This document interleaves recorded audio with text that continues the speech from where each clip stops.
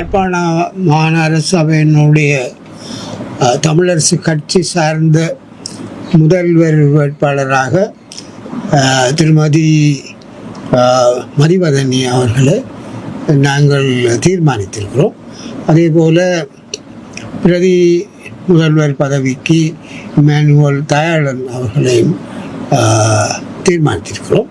அது ஏற்கனவே நேற்றைய தினம் நானும் பொதுச் செயலாளர் திரு சுதந்திரன் அவர்களும் அந்த வெற்றி பெற்ற உறுப்பினர்களை அழைத்து அவர்களுக்கு தெரியப்படுத்தி இருக்கிறோம். ஆகவே 13ஆம் தேதி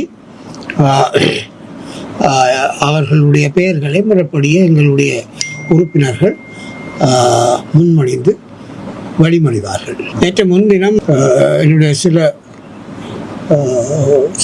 நண்பர்கள் தொடர்பு கொண்டு திரு செல்வன் அடைக்கல்நாதன் அவர்கள் என்னையும் சுதந்திரன் அவர்களையும் சந்திக்க விரும்புவதாக தெரிவித்ததை தொடர்ந்து நேற்று திரு செல்வம் அடைக்கல்நாதன் அவர்களும் சுரேன் குருசாமி அவர்களும் இங்கே என்னுடைய அலுவலகத்துக்கு வந்து சந்தித்து பேசினோம். குறிப்பாக இந்த தேர்தலில் உள்ளூராட்சி மன்ற தேர்தல் தலைவர்கள் தெரிவு, தவிசாளர்கள் தெரிவு சம்பந்தமாக ஏதாவது ஒரு இணக்கப்பாட்டுக்கு இணக்கப்பாடுன்னு சொல்லி இணக்கப்பாடு சொல்லுக்கு சில பேருக்கு விருப்பம் இல்லை. இருந்தாலும் இணங்கி போகலாமா என்ற ஒரு எண்ணத்தை கேட்டு பேசினோம். எந்த முரண்பாடும் இல்லை. ஆனால் பிரச்சனை என்னென்றால் சில காரியங்களை நாங்கள் இதுவரையில் சில முடிவுகளை சில அணுகுமுறைகளை நாங்கள் எடுத்திருக்கிறோம். அவை அதற்கு அமைய நாங்கள் அவர்களோடு சுமூகமாகத்தான் பேச்சுவார்த்தை நண்பர்கள் தானே, அதனுடையால் சுமூகமாகத்தான் பேசினோம். நாங்கள் சொன்னோம், நீங்கள் எங்களுக்கு யாழ்ப்பாண மாவட்டத்திலே சில இடங்களிலே சிக்கல்கள் இருக்கிறது.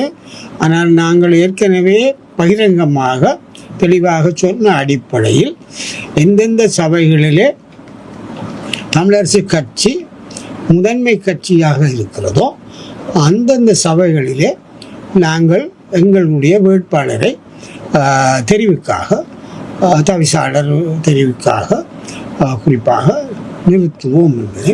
அந்த வகையில் அவர்கள் சந்தித்தது டெலோ சார்ந்தவர்கள். அவர்கள் டிடிஎன்ஐயாக இருந்தாலுமோ இல்லாவிட்டாலுமோ அதை பற்றி நாங்கள் பிரியாக விளையாட்டுக்கொள்ளையில் அவர்கள் எந்த வகையிலே இங்கே செயல்படுகிறார்களோ அந்த அணுகுமுறையை அடிப்படையாக கொண்டு அதனை அடிப்படையாக கொண்டு குறிப்பாக வன்னி மாவட்டம், மாந்தை மேற்கு மற்றும் வவுனியா மாநகர சபை தெரிவு முதல்வர் தவிசாளர் முதல்வர் தெரிவு சமூகத்தில் எங்களுடைய அணுகுமுறை இருக்கும் என்பதை மட்டும் தெரிவித்திருக்கிறோம். ஏனென்றால் இங்கே ஒரு நிலைப்பாடு வன்னியிலே ஒரு நிலைப்பாடு இருக்க முடியாது. அதை நாங்கள் அவர்களுக்கு தெளிவாக தெரிவித்திருக்கிறோம். அவை 13ஆம் தேதிக்கு பிறகு கிட்டத்தட்ட 13 அல்லது 16ஆம் தேதி அளவிலே அவர்கள் எவ்வாறு எங்களுடைய தெரிவுகளை அணுகுகிறார்கள், செயல்படுகிறார்கள் என்பதை பொறுத்து வன்னியிலே, அதாவது ஏனைய வவுனியா, மன்னார் போன்ற இடங்களில் இருக்க உள்ளூராட்சி மன்றத்தில் எங்களுடைய கட்சி உறுப்பினர்களுடைய அணுகுமுறை இருக்கும் என்பதை அவர்களுக்கு தெரிவித்திருக்கும். கிழக்கிலே பொதுவாகவே முஸ்லிம் சமூகத்தினுடைய இணைப்பில்லாவிட்டால் தமிழ் கட்சிகள் என்று அல்லது தமிழர்கள் அல்லது தமிழ் பேசும் மக்கள் எங்களுடைய நிலைநிறுத்தப்பட மாட்டாது அல்லது சாத்திய குறைவு அல்லது குறைவான வாய்ப்புகள் நிலையில் நாங்கள் முஸ்லீம்களோடும் முஸ்லீம் கட்சிகள் குறிப்பாக எஸ்எல்எம்சி, முஸ்லீம் காங்கிரஸ் மற்றும் ரிசாத் பாதியினுடைய கட்சி போன்றவற்றில் நாங்கள் கலந்து பேசியிருக்கோம். குறிப்பாக அதில் முக்கியமாக மூதூர் பிரதேச சபையில் இந்த முறை முஸ்லீம் கட்சிகளோடு இணைந்து அவர்கள் எங்களுக்கு அந்த பதவியை தவிசாளர் பதவியை பகிர்ந்து கொண்டிருக்கிறோம். அதில் முதலாவதான காலத்துக்கு மூதூர் பகுதி கூடுதலான முஸ்லீம் பகுதி இருந்தும் அவர்கள் ஒரு எங்களுடைய தமிழரசு கட்சி சார்ந்த ஒருவரை தவிசாளராக தெரிவு செய்வதற்கு உடன்பட்டு அதற்கான ஒரு ஒப்பந்தம் எழுதப்பட்டிருக்கிறது. அதே போல் குச்சவெளியிலும் முஸ்லீம் கட்சிகளோடு இணங்கி ஒப்பந்தமாக எழுதி அங்கேயும் நாங்கள் அவர்களோடு இணக்கப்பாட்டுடன் தவிசாளர் தெரிவுகளில் ஒப்பந்தம் எழுதியிருக்கிறோம். அது அந்த வகையில் ஒரு இணங்கிய செயல்பாடு முஸ்லீம்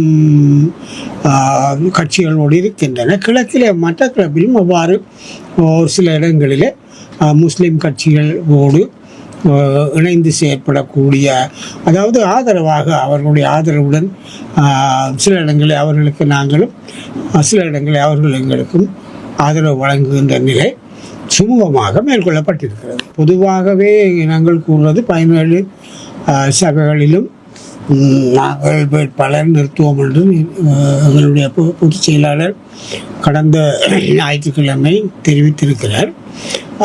ஆனால் சில சமயங்களில் அவ்வாறு நாங்கள் எங்களுடைய வேட்பாளர்களை நிறுத்தலாம். ஆனால் நாங்கள் ஏற்கனவே சில தளநிலைகளை பார்த்து அந்தந்த நேரங்களிலே சில முடிவுகளை எடுப்போம். அதாவது 13ஆம் தேதி ஆரம்பிக்கிற தெரிவுகள் 20ஆம் தேதி வரை நீடிக்கும். இடைப்பட்ட அந்தந்த காலங்களிலே அந்தந்த சபைகளினுடைய தளநிலைகளை, குறிப்பாக 1-2 சபைகளிலே எங்களுக்கு நாங்கள் ஏற்றுக்கொள்ளப்பட்ட முதன்மை தன்மை இல்லாத 2 சபைகள் இருக்கின்றன. அந்த சபைகளிலே நாங்கள் வேட்பாளர்களை நிறுத்துவது பொருத்தமானதாக இருக்குமா, வெற்றி வாய்ப்பு அமையுமா என்றதை எல்லாம் பரிசீலித்து அவற்றை தீர்மானித்தாலும் அநேகமாக பெரும்பான்மையான உள்ளூர் நான் நினைக்கிறேன் குறைந்தது 15 நிச்சயமாக நாங்கள் நிறுத்தலாம்.